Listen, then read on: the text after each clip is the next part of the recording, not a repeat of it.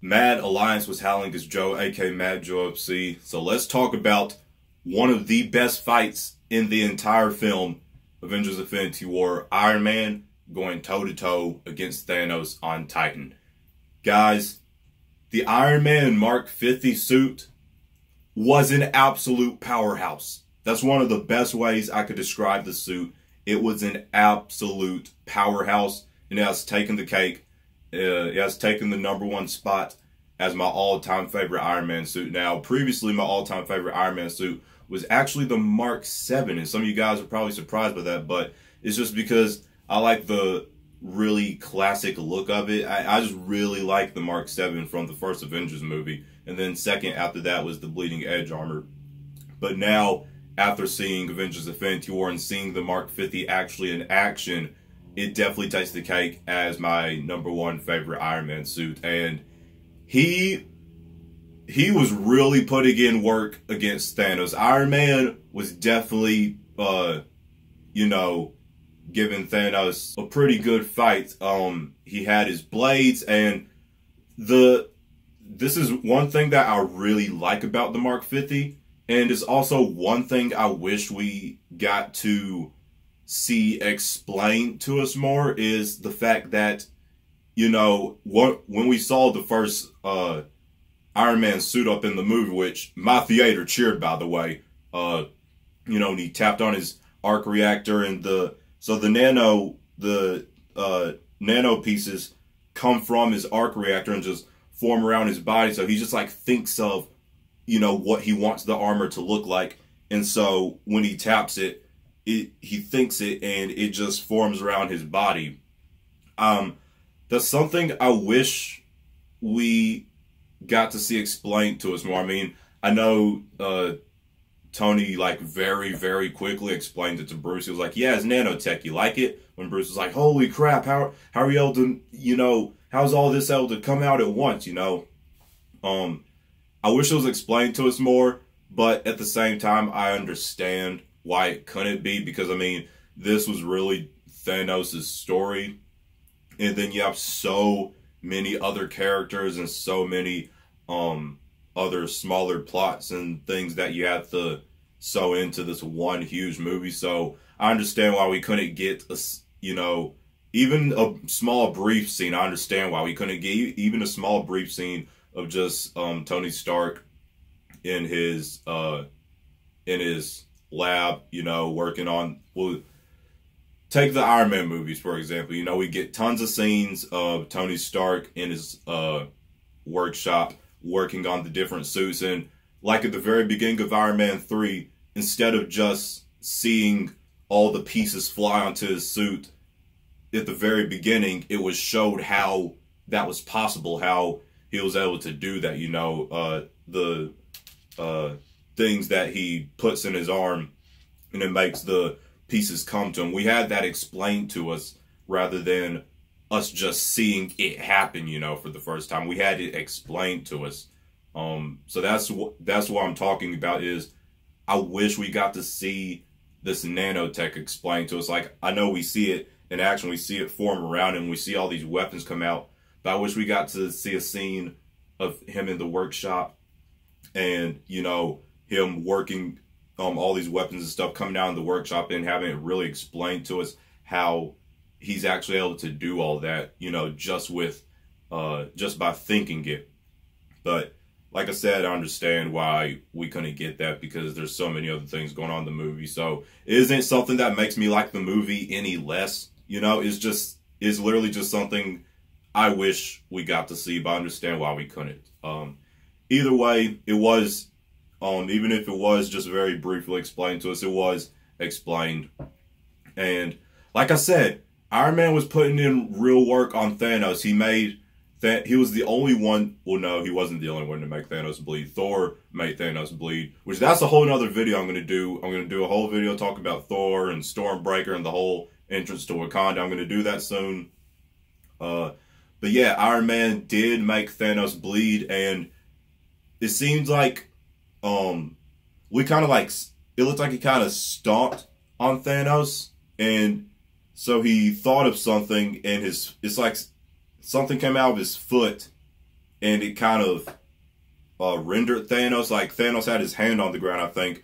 Iron Man kind of kicked him, and something came out of his foot that, you know, kind of trapped Thanos' hand. And then he turned his arm into like kind of like a mini jet or like a mini type rocket of some sort, and he gave him that blow, and Thanos was like, all of this for just a drop of blood.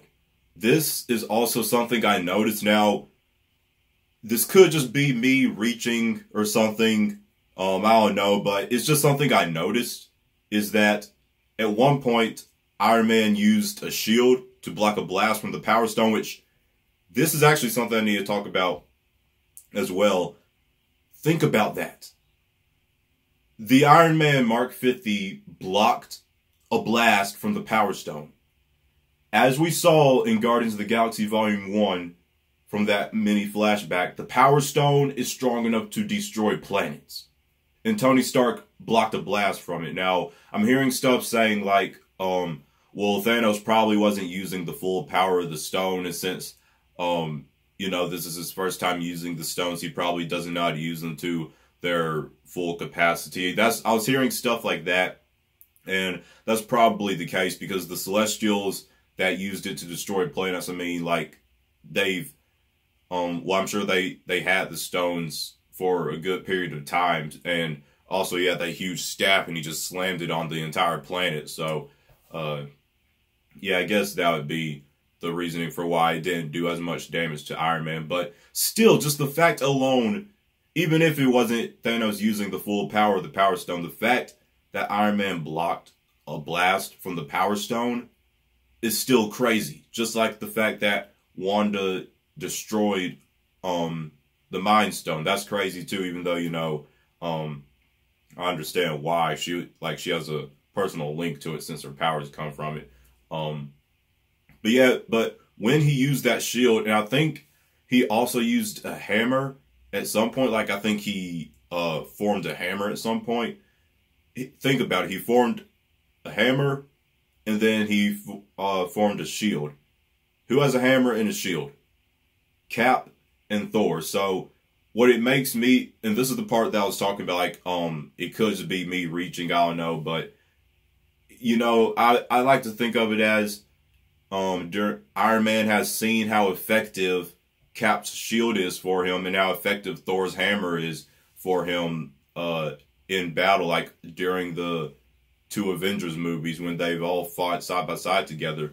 Iron Man has seen how effective those weapons were, and so he kind of formed those weapons himself to use them to fight against Thanos. Guys, I have to say, we already knew this, but this movie really solidified it for me. This movie solidified the fact, not the opinion, but the fact that Tony Stark is the main character, is the heart, is the soul of the Marvel Cinematic Universe, and that there would be no Marvel Cinematic Universe without Tony Stark and Iron Man. This movie really solidified it for me. Just a few things that happened in the movie made me really think, okay, yeah, Kevin Feige, Russo brothers, everyone wants us to know that Tony Stark and Iron Man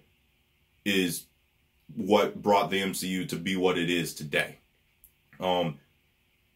Thanos knowing who Tony Stark is. Now, I'm hearing things like this as well. I'm hearing things saying, well, the only reason he knew who Tony Stark was because he used the Soul Stone, and so he's able to read the souls of everybody and know who everybody is. I'm hearing stuff like that, but I don't know. It's just the fact that Thanos called Iron Man out by his name, and it seems like he had a little bit of respect for Tony as well. That did it for me. That scene made me think, okay, yeah, Iron Man is the soul of the MCU. And I love the personal connection that they made between Tony Stark and Thanos, and I really like how they pushed the story further of the battle in New York and like the more deeper things that was going on behind it. Like in the first Avengers movie, you know, it was Loki who attacked New York. But there's a lot of deeper things that were going on behind the scenes. Like it was Thanos, which we knew this, but I mean, this movie just really let you know that, especially the general audience. The movie really let them know that, is that Thanos is the one who resurrected Loki. He gave Loki the scepter to first get the Tesseract. It was Thanos' plan that Loki was carrying out, and Infinity War, it really, you know, it really pushed that in our faces and let us know that, and that really, even though Loki was the one who did the attack, it's Thanos who has been planning this all these years. And Iron Man, Tony Stark, he didn't know it was Thanos. He didn't know Thanos by name, but he knew that there was something out there after he went up in space to, you know, get the missile to hit the base of the Chitauri. He knew there was he knew that wasn't it. He knew there was more out there. He knew there was some bigger, more imminent threat out there. He just didn't know it was Thanos. He didn't know what it was by name, but he could just feel it. And so then when Thanos shows up, Tony Stark is like, okay, this is it. This is that gut feeling. This is that more dangerous, more imminent in-game threat that has been clouding my mind all these years. This is it. So Tony Stark, yes, is pretty much the main character, the most central character in the MCU, and just the fact that they made his connection to Thanos so personal, I just absolutely love how they did that. When Tony Stark almost died, oh my God, I don't even want to think about it. When that happened, I thought I was about to lose my mind. I think I did lose my mind for a good few. When Iron Man made the blade and Thanos ripped it from him and stabbed him, and you saw him spitting out blood. I'm just going to say this. If Iron Man would have died, if Iron Man would have died, my heart probably would have given out a few seconds later, and I would have died right there in the theater. I'm just saying that probably would have happened, because Iron Man is my all-time favorite superhero. Has been for a long time now. My all-time favorite superhero. Not just favorite Marvel hero, all-time favorite superhero. If Iron Man would have died, I would have died right along with him, because I remember literally saying no out loud in the theater. I think I almost stood up or something. I was like, no! I mean, it wasn't that loud. You know, I'm not going to disrupt other people, but I definitely remember myself saying no, and it wasn't no whisper. But yeah, man, if it would not have been a good day for me if Tony Stark would have died. I wouldn't have survived Infinity War. I wouldn't have survived the movie if Tony Stark died. I'm just saying that right now. I am so glad that Doctor Strange spared him, which that's actually a whole nother video I'm going to do also, is the whole, you know, why Doctor Strange gave Thanos the Time Stone and the whole plan and all that. I'm going to do a video talking about that as well. But yeah, the fact that Strange, at first, it was like, you know, if it comes to having to,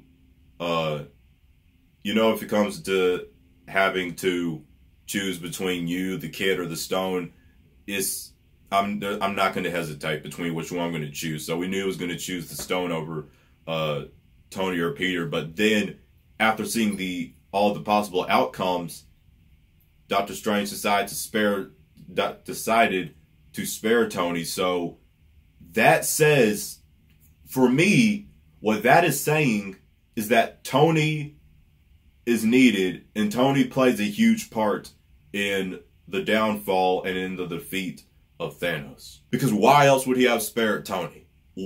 Why? After he said the Time Stone, a Infinity Stone, he gave away an Infinity Stone to spare Tony.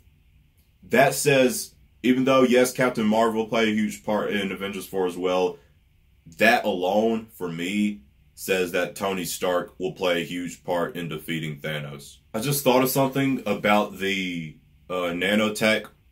I was talking about it earlier. I also like how they show that it isn't like it's an infinite amount. So, like, I guess the arc reactor holds a certain amount of nanobytes, or whatever you want to call this, you know, actual nano. I know it's called nanotechnology, but if you want to talk about the specific little pieces, I guess nanobytes or whatever is what you would call them.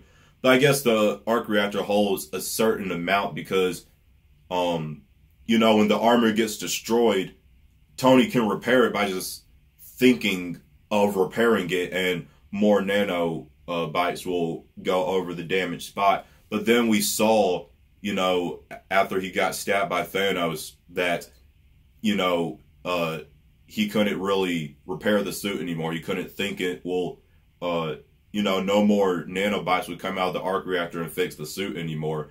So I guess there is a limit to how much the arc reactor can, how much nanotech the arc reactor could hold. And I do like that fact that it isn't just, you know, like an infinite amount, because then it would seem a little too OP, and it just wouldn't seem realistic. Yes, I know there's like Doctor Strange, yeah, mystic arts and stuff in the MCU as well, but still it's grounded and made to, you know, seem realistic. And for me, that just wouldn't seem realistic if he just had like an infinite amount. So I do like that it seems that the arc reactor can only hold a certain amount until, you know, he can't repair the suit anymore. And he can't make any more new different weapons. All things concerning Iron Man, the Tony Stark, Iron Man, Mark 50, the whole battle with Thanos. I think that pretty much covers everything I wanted to discuss. Let me know what you guys thought of that whole scene, and what do you think of the Mark 50 suit? What do you think of Tony and Thanos' personal connection? Let me know in the comment section what you think of all of that. And if you enjoyed this video, let me know what you thought. Links are on my social media will be down below in the description box. And also, feel free to leave your requests down below in the comment section for any future videos that you would like me to do. Any thoughts or ideas, opinions, scenes from the film that you would like me to discuss. And let me know what you guys think of these MADTalk Avengers Infinity War commentary type videos that I'm doing. Do you guys like them? Is there anything that I should add to it to make them better? Would you prefer to have some music in the background or anything, like just soft music, or do you just like listening to me talk? Let me know how well you all are enjoying the videos, alright? Smash the like button. Share this video with anyone you feel would enjoy. If you are new around here, you like what you see, tap the subscribe button and ding dong notification bell to join the Mad Alliance on our journey to 100,000 subscribers. My name's Joe, aka Mad Joe FC. Hope you all have a marvelous day. Mad out. Mad. Strong. Together.